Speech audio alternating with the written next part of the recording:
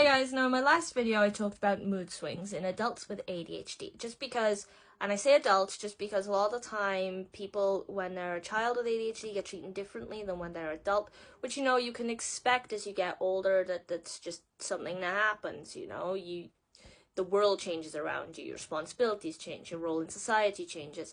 However, I just want to address the misconception that the issues you have with ADHD as a child aren't as relevant when you're an adult, because they actually are, and some behaviors may even become more emphasized or become more common for you than when you were a child, depending on your situation, what your home life is like, your workplace, everything, higher education maybe, if you've moved to a new place, all sorts of factors come into play.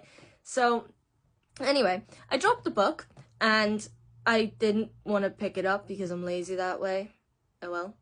And I didn't say what I'd be talking about in this one. However, now you'll get to find out, this video is going to be talking about extreme impatience, restlessness, and edginess. Now, before I get into it, usual comment, if you like the video and you want to see more, follow, leave a like, leave a comment, questions in the comments, and subscribe. Here we go. Okay, now, as a kid, I was super impatient. I was super restless. Queues in the canteen were a nightmare.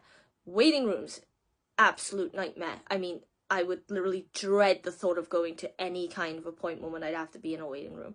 The idea of interviews, like going for an interview and having to sit for even 5 minutes before going in, not gonna happen. Like, my brain just cannot comprehend it. Even now, I can't stand it. And even so, I take my phone everywhere with me. I put my earphones in, because if you have extreme impatience and restlessness and edginess, especially as an adult when you're going to be in more appointments, or you're going to be in more situations perhaps when you have time on your own and nothing to stimulate your brain, then you're going to want methods, to help you before you start feeling like you're going to go insane or shut off. I actually get tired if I wait too long. So I use my phone. I listen to music.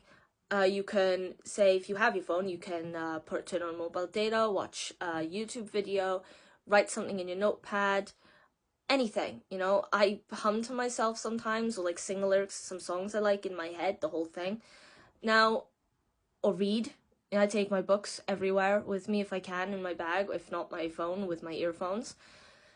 Now, one method I found when I was a kid that I still use occasionally as an adult, which I always thought it was a bit odd. I was afraid people would think I was odd for it, and that's because they did think I was odd for it, which was writing lists. I would write alphabetical lists of, say, boys' names, girls' names, animals, places, which, have writing a lot of stuff like that down. Kind of also helped me with my general knowledge, but whatever. Anime characters, TV shows, anything, and I'd categorize them, or I'd do it based on color, or I'd use one of those multicolor pens to write them down, different color for each letter if I could get it, or something like that. Now, people would look at it and go, why are you doing that? And if I got caught doing it in class, because I turn to the last page of my textbook sometimes and do it in that, then teachers would often row at me if they didn't understand why I was doing it.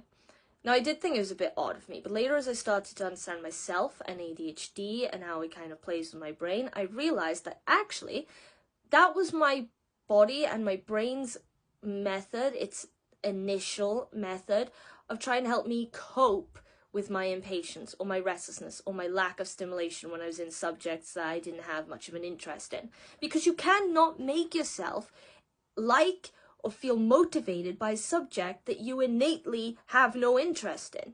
So what you should do is put more of your energy into the subjects that you're great at. The subjects you're initially good at, subjects you have talent for, subjects that you have a genuine interest for. And when it comes to everything else, like English or maths or art, whatever subject doesn't suit you, just try and focus on the basics of those. So at least you have something to take away from class and bring into, life as you get older. Like math, the basics, add up, divide. Don't get bummed down by the algebra or the extra, long formations or formulas. And English, can you read and write? Brilliant. You do not need to know how to spell words with 15 letters in them for everyday life. Now, this is the thing, because when you're a kid, again, you get treated different. Your teachers, parents, who are grandparents, friends, family, everyone who doesn't understand how your brain works and necessarily will see your impatience, your restlessness, oh, well, they're just a kid, they're impulsive, we know they're hyperactive, they have ADHD. And we'll see it as a habit. I've had teachers tell me, cut that habit out. And I'm like, so sorry, because I physically can't help it. Reason why? People with ADHD, it is not a habit. Extreme impatience and restlessness is not a habit. It is a natural response to your brain's lack of stimulation. Okay? So it is basically your body trying to make up for that. Alright? Or your inner self trying to make up for that. Because it's not just physically that you'll feel impatient or restless, that, you know, when you show fidgeting and such. It's also going to be inward, you know, mentally. You might start shutting off, feeling tired, your attention will drift all over the place. Now, I can't tell you what methods to use because it depends on the individual. And like I said, I had that list one, which I didn't come up with. It was just already there. And I don't know where it came from. But I have met other people who use similar techniques. Now, one I remember my teacher telling me since I was like a kid was, if you're someone who's in school or even in lectures, you know, they would tell me, put your hands under your legs, sit on your hands, because that's like a restraining movement to your body. And eventually it kind of becomes like second nature, you know, you kind of get better at it. And because otherwise, if you're trying to force yourself to stay still so you don't distract people, or if you feel like you have to because of the vibe of whatever room you're in, then you're not going to be, your attention is going to be even worse on whatever topic is being discussed, subject, conversation that you're involved in, because most of your brain power is focused on going, don't move, don't move, don't move. And it's not going to help you in the long run, is it? In fact, it's probably going to feel quite restraining, restrictive, and negative, and you don't want that. So, yeah. Now, there are all sorts of things that you might see people doing to, like, that it's actually just people with ADHD coping with their their restlessness, you know, tapping a pen, biting the pen. I used to do that all the time, you know, tapping the foot, shaking the knee, fiddling with the fingers. I used to do this thing when I would like rub my thumbs together, kind of like this. Anyway, so, but these actions do not make you odd, okay? They do not make you strange, and you shouldn't feel outcasted by them. And I say that because I've been there, so. And I felt that way myself, especially when people look at me and they'll be like, what are you doing? And I'll be like, it's good. Sorry. Why are you staring at me in the first place? Anyway, so, but they do not make you strange, okay? They are just you. They're just your body trying to help you, your brain trying to help you. Let it help you, yeah? And, you know, if they really bother you, if you feel like they're really distracting in class, I was put in the lowest band in my school because I'd apparently be distracting to the higher achieving students, even though I was doing well in my classes. And it took years between my parents and my teachers who got to know me to address school and be like, why shouldn't you be in the higher one? It's not like I could help the fidgeting. But yeah, now these actions, you shouldn't let them get them down, okay? Because it is just part of who you are. It's just a natural part of having ADHD.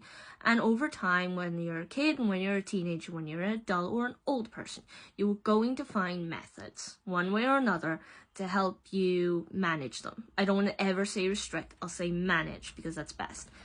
Now, there we are. That's impatience, restlessness, and edginess in people with ADHD.